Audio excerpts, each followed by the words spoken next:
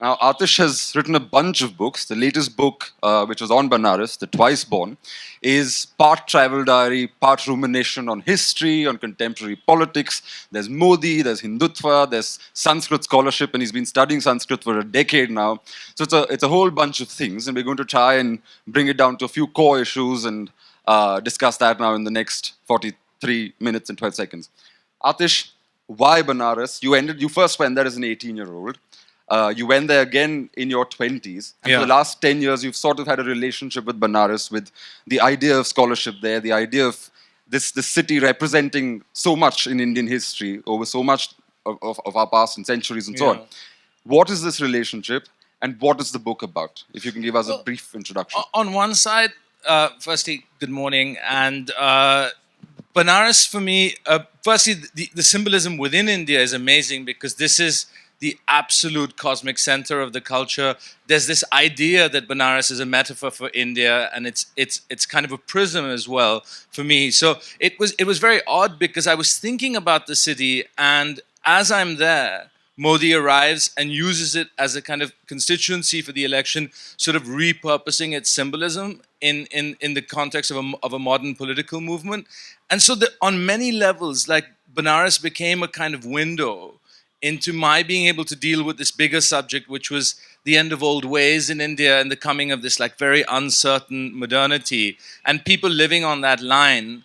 And it was such a big theme that, had I gone surveying India or doing one of those books that sort of becomes unwieldy, I thought, let's almost reduce the scale so that you can kind of almost counterintuitively deal with these bigger themes. That was what Benares was about. You referred to The Way Things Were, which was also the title of your last novel, and one of the themes that your writing often returns to is this idea where in your book also you talk about how Delhi is only 800 kilometers away from Benares, but as you travel by train from Delhi to Benares, you're almost traveling through various centuries, and you're so the two cities are so disconnected in a way from each other that Delhi will have a lot culturally in common, and Delhi's circles and corridors of power will have a lot in common with New York, and people in Delhi will have a lot in common with New York on a cultural level, not so much with Benares.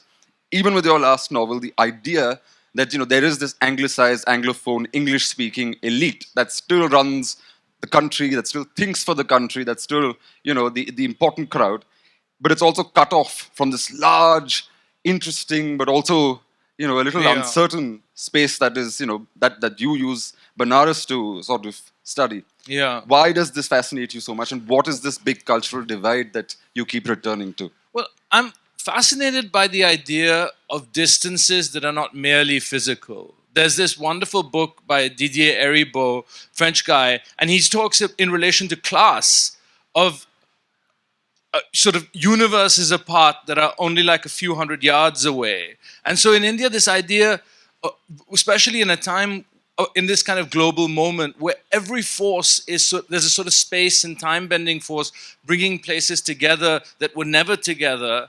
And at the same time, it has an undertow, and it creates massive gulfs between people who've historically been part of the same society, and so this kind of distorted sense of time and space was very important to me, and obviously, like, it has an amazing political potency, because that divide or that remove at which India's elite has sat from the country has not just in India, but all over the world become one of the most explosive political forces. People are able to exploit that sense of remove, and so the book is definitely trying to reckon with not necessarily something as simple as closing the gap or covering the distance, but at least like formulating, at least understanding what's happened to us, that we should be so far away from people so near to us.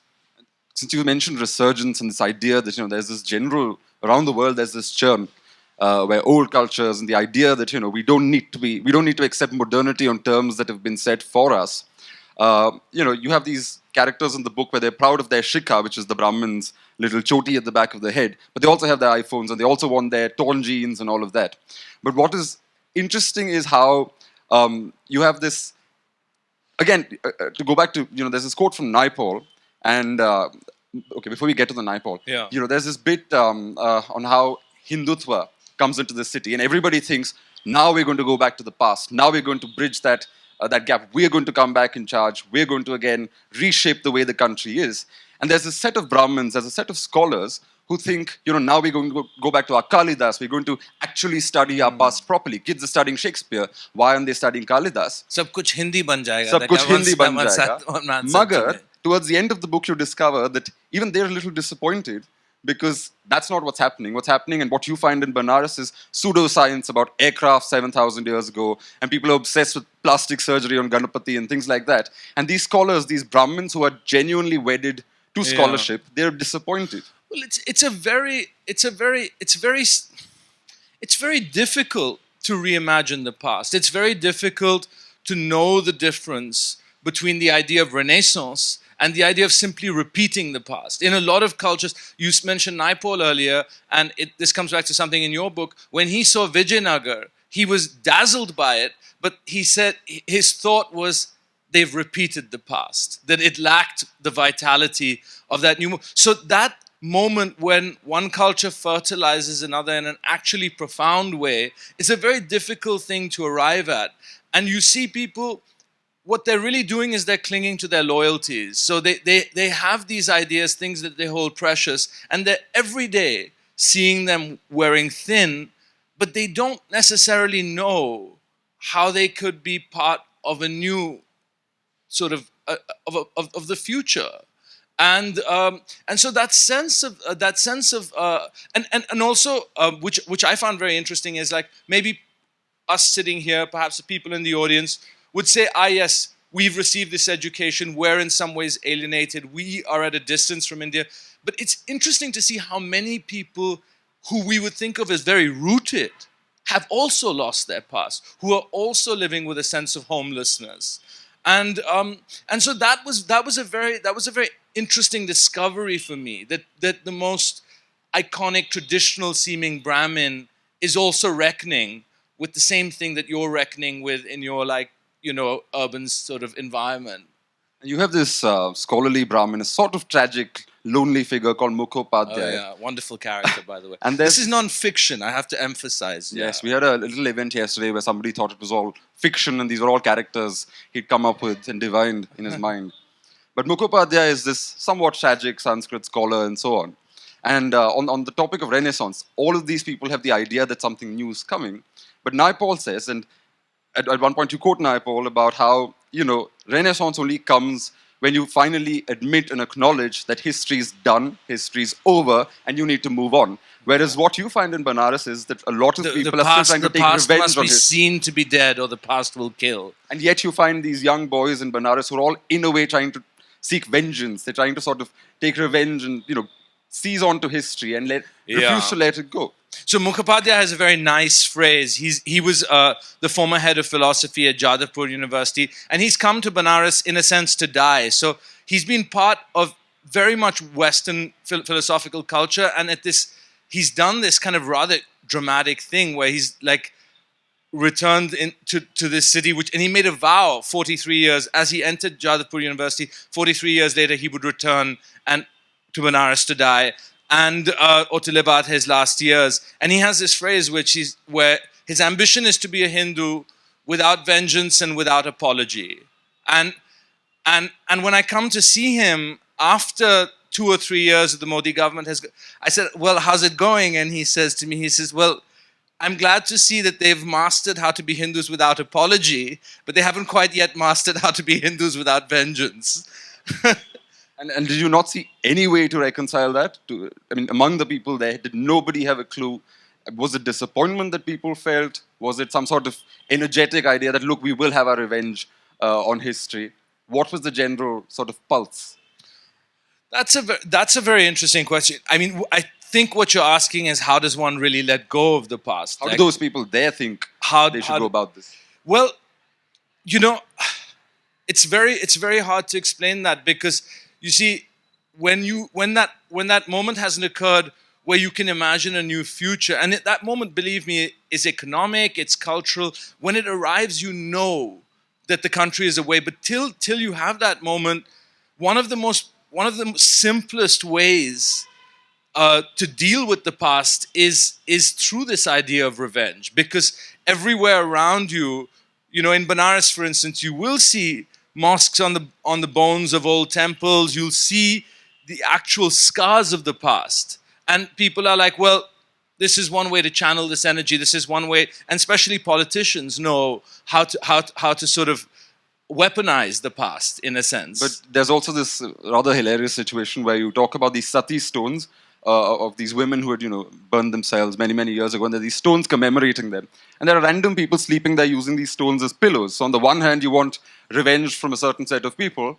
but on the other hand, there's also a certain disregard at some level, for the history that's actually there. That's not disregard. I find that kind of wonderful. Is that it's a very tactile relationship with objects, with sacred objects. So I remember at one point, like looking at Chola bronzes with Naipaul in the Delhi Museum, and the nose of every object had this kind of shine, and he said, there's no polish like the human hand, and actually this was a long relationship of people touching sacred things, and it is a very tactile. So I think that's not disregard. That's a kind of intimacy, which is one of the very wonderful things about traditional culture in that sense. To go back to the vengeance point, besides vengeance, through history and taking revenge on what happened in the past, etc., is there also a sense of vengeance when it comes to the anglicized elite? Because you have, I think it's Shivam at one point who says, "Oh, I went to the city and this girl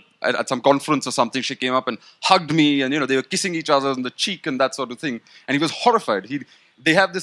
These young men have this sense of pure Indian women and Indian beauty. And he said, "Ye hamari rajniti ki baat nahi hai, ye hamari culture ki baat hai." It's a very interesting moment because he goes to a left-wing group, and this kissing, or like meeting people, like boys and girls kissing, suggests to him a whole world of lapsed morals. He thinks, well, if people could do this, he said, I thought I was being invited to treat these people as I would treat my wife. And it was just, you could see the depth of the confusion of just that. And he says that because until now we've been talking about left wing, right wing, about all, and he says this is not about politics. This is simply about culture, and it's a frightening moment because throughout the book there is this theme of sexual repression, and you see these young men who are kind of cauldrons of passion, of lust, of physical desire, and they have so little outlet. And so there's a guy in the book at one point, Vishal, who's exposed to the most, to pornographic images, like millennials everywhere through his phone, graphic, without precedent. And then he stops me in a conversation. And the conversation is simply about men and women being present in the same environment at a dinner party or whatever. And he says, then did everyone go and have sex? And you think, my God, like what, how are we going to how are we going to translate all of this stuff? There are lots of questions about your personal life also. They kept asking you repeatedly at various stages, are you married? Are you going to marry? This is the kind of person you should marry. There's this curiosity to also figure out what you're all about and the world you occupy and where you're headed. Yeah. And there's this weird situation where when in the first bit of the book where I'm actually not married, and then I return and I have this other life in America, and I'm married to a large white man from Tennessee, and it's it's not very easy to explain. You're like, oh well. At one point, there's a Brahmin who I'm speaking to, and he's asking me. He's trying to establish the most basic human connections between us, and he's asking about dharma. He's asking about what religion, all of these questions, and finally he asks about marriage. And I think, putting aside all modern iterations of marriage, I'm like, yes, I hope to marry. And he says, but surely a conversation must have started. Like your parents would have started a conversation. And to him, the idea of it being between families is so natural that the individuated idea of marriage itself is so provocative, But did you never, have the temptation to raise the issue of the idea that, two men can marry in another country? Not once? Was it? No. Never? It never crossed your mind? I'm very embarrassed about how reluctant I am about that, because I thought there's a line in the book where I think that someone else, someone like my husband, for instance, would have been able to defend his way of life more vigorously. And I think this is a kind of, like, I think it's a colonial embarrassment of being a kind of elite in a country. So you're always switching between moral languages. And India, the morality is set at so many different streets. So it's not so much even about homosexuality or something, but like there's a woman who's like has certain relationships with men. She drinks, she goes out, and then she's another person in another context. So people are balancing these different moralities all the time. And the thing that I feel bad about is that when I'm confronted by a situation where people are more authentic or more real, I get cowed. I pretend my life doesn't exist. And it's something that one actually has to be able to do, is to integrate those different moralities. You can't be that many people and not have a crisis. Has your husband been to Benares with you? Did he only come as far as Delhi?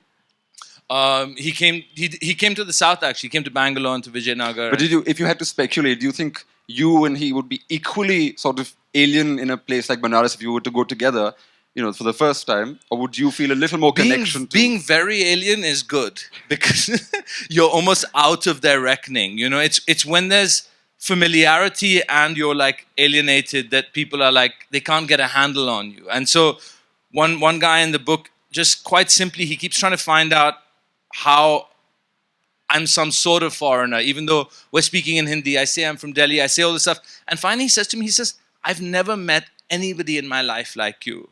And it's just, it's that line between familiarity and what they call the uncanny valley, which is really which makes for a special tension. But your foreignness, in a way, becomes also a privilege when it comes to caste, because there's this time when you go to the village and you don't sentimentalize the scene at all, but you do talk about how you all sit down for dinner, and because you come from the big city and you speak English and you're visibly, clearly foreign, although they've changed your name from Aatish to Nitish in that context, so the old Brahmins aren't offended by a Persian name, but you're treated as an equal. But then the driver who's there, who's a Yadav and not a Brahmin, there's this awkward situation where they want him to wash his own plate. And you find that you're frozen. You can't even stand up and say, look, this is wrong. You can't suddenly, something just sort of, in your gut, you sort of, freeze. And it's such a small thing, because anyone could have done it. Anyone could wash their own plate. But it's not that. It's that one person is singled out. And it's a very strange situation, because they haven't asked me about caste. They can see at a distance that I'm out of their reckoning and they don't have to worry about me. But they've made this incredible exception where they've allowed this Yadav man, it's a fully Brahmin village, and they've allowed this Yadav man to eat with them off their dishes. And suddenly this kind of silence descends over the room. And I don't know what the fuck is going on, because it's this weird like tension. And finally, the Shivam comes and he says, we cannot wash his dishes. If it becomes known in the village that we've touched those dishes, it'll be really bad for the village, because caste is a corporate now. It's not simply one person. You pollute the village. And he wants me to tell him that he must do his. And I just freeze. It's full paralysis of not knowing. I can neither stand up to him, nor can I like do this thing that seems to me so terrible. And in this moment, when Shivam tells this Yadav driver, he crumbles and he says, "You're like gods to me. Of course, I would never dream of doing that." And you see him like kind of outside doing his own dishes. And it's interesting, because caste is so abstract, and suddenly there's this very, very concrete reality that it takes on, and it comes with a feeling of horror. But there's also this curious intimacy, because in the same bit where you talk about this village and the caste situation, the next morning before you go back to Benares, there's this time where everybody's out in the morning to defecate because there are no toilets, so you have to go somewhere in the field. And it's this big communal thing where everyone's going with their utensils, their lotas, steel or whatever. And everyone's talking and everyone just walks about together and greets the next person who's coming up the road to defecate. And how did you, this feels completely alien. The idea of you don't make a fuss at all, and I was very impressed when I read it because normally a very There was no anglicized choice. writer might say, "Oh my God, I had this experience of defecating in public." It's actually just one line, but I was very fascinated by how you managed it. Yeah. It was quite pleasurable, actually. No, yeah, I mean, I think it's just the power of, in a place like that, custom closes around you so quickly, and there was no option. I mean, there was some very physical sort of obstacles in my path. I mean, I didn't have a choice, and so I kind of really did as the Romans do, sort of thing, just went with the program. To come back to caste, other than the actual lived experience that you had at that dinner, you find in Benares all these people, including the big scholars, they can talk at a very abstract level about karma and spirituality and scholarship, but you keep holding them to this point about this dinner and try to get a response very specifically on caste. And even Mukhopadhyay at the end of it says, oh, look, you believe in health issues and contagion that can, of diseases and so on. There's also something like spiritual contagion. And he's not very convincing. That's where something, you return disillusioned from that final meeting with him because he somehow let you down in some way because he clings onto caste and says, this is justified. It's a kind of shattering moment, actually, because I've kind of, he's the most severe character in the book, and I've kind of come to love him in some ways because he's such a clear pattern of his beliefs, of his, there's no chink in his, and he's a very intelligent man, very learned, and so it's kind of interesting to see this robust defense of not a sort of softened down version of Hinduism, but a very strict caste adherent Hinduism, and he can defend caste in certain like theoretical ways, but there comes this moment where I want to deal with this concrete point. And his great thing is we cannot accept tradition as inherited, that unless we're able to defend tradition or to rethink it, then we ought not to have it, because what is the point of a belief that you're not prepared to defend? And so he says, I have this, none of this has just come down to me. I've rethought all of this and I've made it my own in rethinking it. And so we come to this very narrow point of the commensal prohibitions, or the prohibition surrounding food. And I give him this example of what happened to me in the village. And he says, there's nothing wrong with that. And I say, well, but what's behind it? And he says, finally, well, you have this one idea of uncleanliness, but you're refusing to admit this other idea of a spiritual uncleanliness. And I'm just like, it's just such a hard, it just suddenly, it was as if like 100 miles had opened up in that little room that we were sitting in, because I was like, wow, like this man, there's something about a belief that he holds that I could never make my peace with. And he knows you're a little disappointed as well. He's got that sense from your face. Yeah, well, he says, please, there may be some flaws in my thinking, but you have to understand that in these moments I never say anything I don't believe. So there's this sense of something irreconcilable that's appeared. And also, the thing that makes it irreconcilable is also this this idea of a metaphysical reality, because what he's saying is that if you believe in the life afterwards, then everyone, Brahmin, cobbler, sage, we're all headed to the same destiny. But what if you don't believe? Then where are you? Like if you believe this life to be the only life. And there's something, you have a line, I think it's a quote. He says that, everywhere else the belief is that you're born equal, whereas we believe that you're not actually born equal. Right. He says the Western belief is that you're born equal and then you become differentiated. And they put this amazing premium on the idea of all men being born equal. And he says, but we have another idea where we believe in an inherent inequality of birth. But we're all, Brahmin, cobbler, sage, we're all headed to the same place. So it's fine. I mean, that was the... But over many lives. Over many lives. The other thing is, you have Mukhopadhyay, you've got a range of these scholars, you have the Shivams, who's an ABVP character, there's a bunch of people there. But it seems that all these conversations in a place like Benares, it's the men. There's one very interesting woman, and she's interesting in her own way and very unapologetic about her views as well. But was it the case that there weren't women in these spaces who were actually talking about these things? Did you find that anywhere you were looking for answers, it turned out that you knock on a door and it's all men inside. No, see, I was speaking to a very specific kind of person, and there's a moment in the book where I say, I've known Brahmins all my life, but I hadn't known Brahmins like these.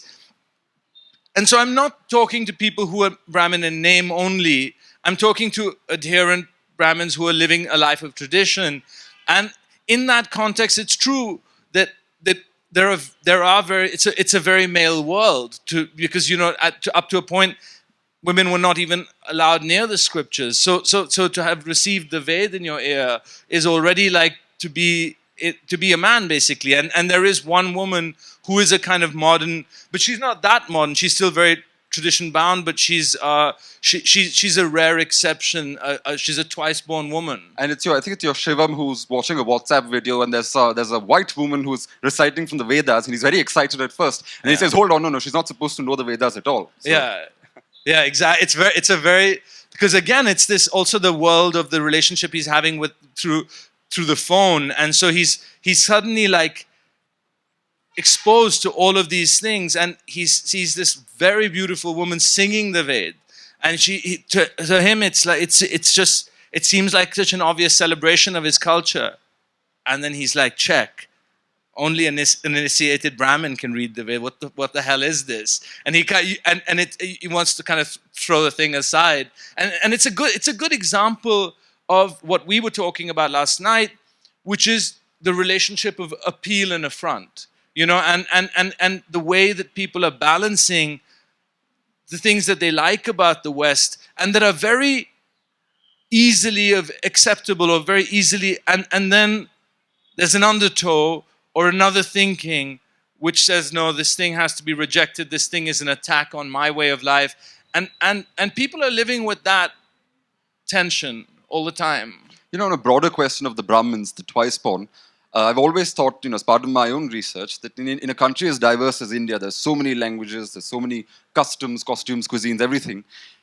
And in many ways, modern India was crafted with the help of the English language, which is that suddenly a Gandhi from Gujarat could speak to a Nehru who was raised in Allahabad, and they could have disputes with Bose from Bengal and, come to terms and become friends with Rajagopalachari in Madras. It was people with different backgrounds, but the English language and the idea that all these people were moving, and they all moved in that same anglicized universe, cemented this top layer of a sort of new Brahmin elite, as it were, an anglicized Brahmin elite. The other thing, though, you find is that across India, no matter how many diversities there are, everywhere there are Brahmins, they hold the same books sacred, they have that same sacred language, and therefore, potentially, they could also be that common thread that sort of links this country together. So, do you see some sort of broad, idea of India, broad idea of what the nation should look like, that could emerge from this twice-born space? India has always, for 20 centuries, if not more, had to deal with this idea of the one and the many. And it was before the advent of English and before Persian took the place that Sanskrit occupied, there was always people in very interesting ways able to balance that idea that India was these many things, and yet there was an underlying unity. And Sanskrit itself was an expression of that. Sanskrit played that role. So, I mean, the fact that sort of 8th and 9th century Tamil Nadu could speak so easily to medieval Sanskrit culture in Kashmir, and there was the sort of infrastructure for that already existed, and Indians don't have a problem dealing with the idea that they can go 5 minutes away and the water changes and they go a little bit and the language changes, but nobody would dream of thinking that that Benares was not part of India, for instance, or that people are always balancing this stuff. But the Brahmins were, in a way, also a metaphor for this, because they were utterly distinct, utterly regional, and at the same time, they formed an underlying unity. And yeah, as I've traveled, I've noticed many ways in which you kind of have to almost change your eyes. And India is various, and then India is united. Yeah, it's whole. But, you have this interesting relationship with history. Your first book was about your father's side of the family. You went to Mecca and you did the you did the pilgrimage there and so on. But now this one's about the Indian side through your mother and so on. I mean, why did you even go to Sanskrit? What is it that, inspired the idea that, look, I want to sit down and study Sanskrit? You were living abroad, you studied abroad, all of that. Why did you go back to Sanskrit? What is it that you're looking for in Sanskrit? In the beginning, it was a very fundamental, basic desire to want to hear a voice from the past. I remember just sitting in the Oriental Institute in Oxford in the beginning of this journey, which began 10 years ago, and just hearing these very simple words like Brahadashva Uvacha. And you have this idea of one of the narrators of the Mahabharata, Brahadashva spake. And to me, it sent a chill down my spine, because even though it was such a simple utterance, the past was wrapped up in that voice, and I wasn't insensitive to those sounds.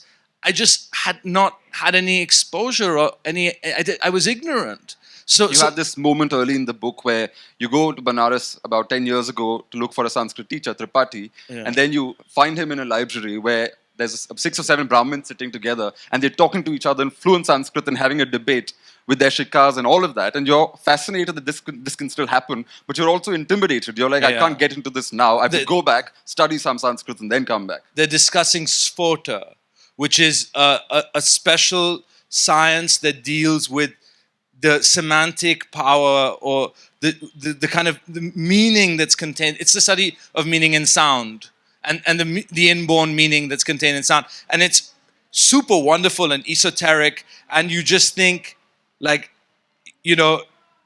how alive in that way classical India is. It may be that tradition is calcified. It may be that nothing new is being produced out of the world of tradition. But the fact that it was so intact, and I was so stunned at my incuriosity. I was like, it's so weird to me that I've been sent off to go and learn about I know everything about hermeneutics and Homer and all of this stuff and the different Platonic schools, and the classical world is right there on my doorstep, and no one took me aside as a child and said, you better make it your business to learn about that.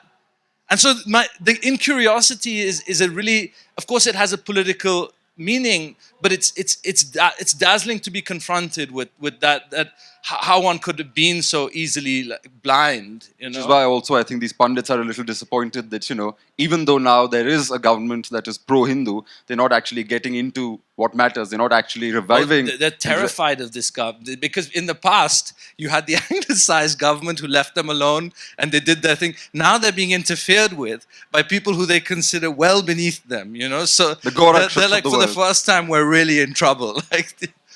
Because their sophistication is very real, and that comes out in the book. I wanted to capture that of that spectrum that we see now. So in the older Brahmins, you will see a great subtlety and an ability to always be engaged in thought. And as tradition wears out, you see its cruder iterations, and you see people channeling that sense of loss into political slogans, and it's a kind of a death. It's a very sad thing to behold. But you also do have a warning in the book for anglicized India and this divorce that we have from so much in our own country. And it's interesting because you also tell the story of your father who was assassinated in Pakistan for his views on the blasphemy laws in that country. And although they're further down the slippery slope than we are, there is a warning in your book that we can't afford to ignore the fact that we're still living in this bubble, whereas there's this massive universe around us where all of these characters, Shivam's confused, mixed up. On the one hand, they want tradition. On the other hand, they want their iPhones. All of that is happening, and we have no clue that these people are the future. Yeah, I think that you endanger yourself if you live in such an isolated way. And in Pakistan, because the political structures are not there to shatter one's isolation, people remained much more feudal, much more lived with an illusion of security, and it would take a bullet in your back to tell you that your security was false. Whereas here one only has to deal with an election, So it is, but the responsibility lies on both sides, because as much as we're living in a bubble, they're also living in a bubble. The people of it's true in America as well that there's this kind of isolated coastal elite, but the people who are building a fortress out of their tradition and refusing to admit a world that has already changed, even without them trying to, like those people are also creating fortresses, and their world is also endangered. So there is, yeah, it's two kind of threatened communities So to go back to Naipaul, the past is dead, move on, and, go into the future without this baggage, as it were. Anyway, we've got 6 minutes for questions. Do we have questions? Oh, good. One question there. And then the lady in front. Is there a mic?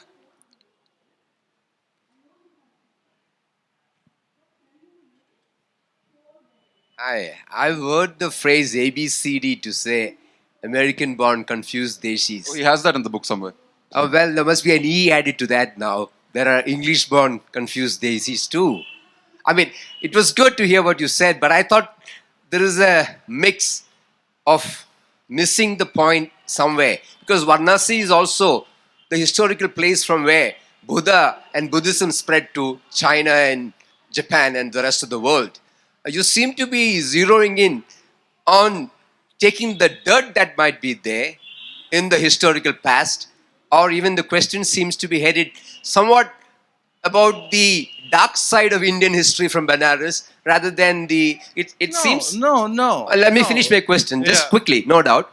It almost seems like ancient politics and contemporary customs rather than, because there are many anglicized Indians, and I'm one of them, who don't have a hang up with the revival You of. sound like you have many hang-ups, by the way. Well, show me some. In every moment, in everything you've said virtually, No, but- you sound very chippy and very oversensitive. And so maybe you're not looking enough at your hang-ups. No, what I'm saying is I'm very disappointed with the interview. I'm given- disappointed with you. That's okay.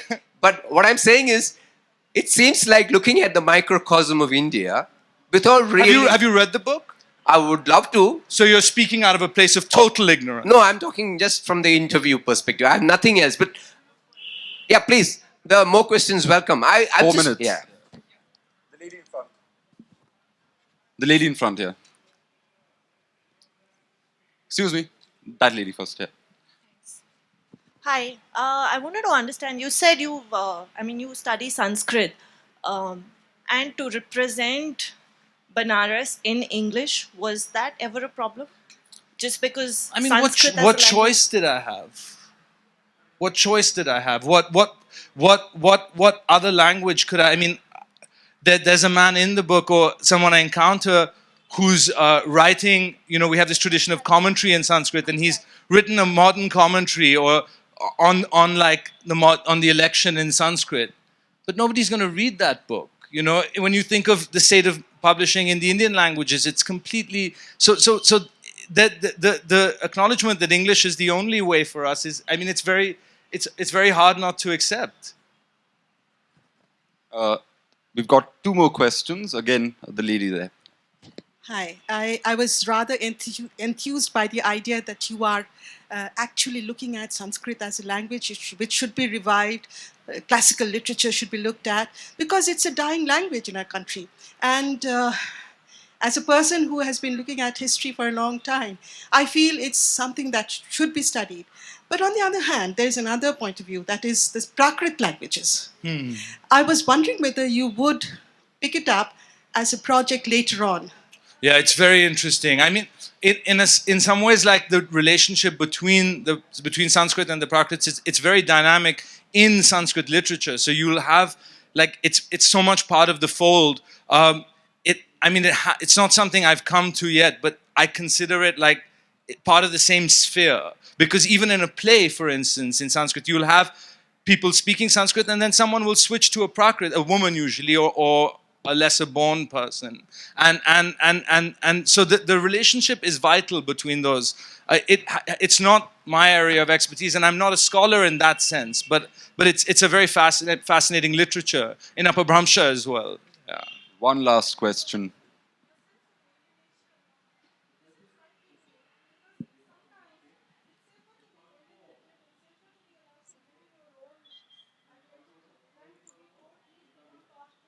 Yeah.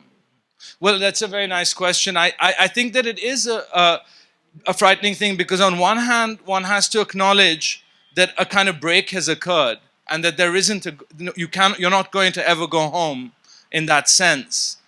But there are many people who are part of one's world who are on the other side of that line and whom the break hasn't occurred.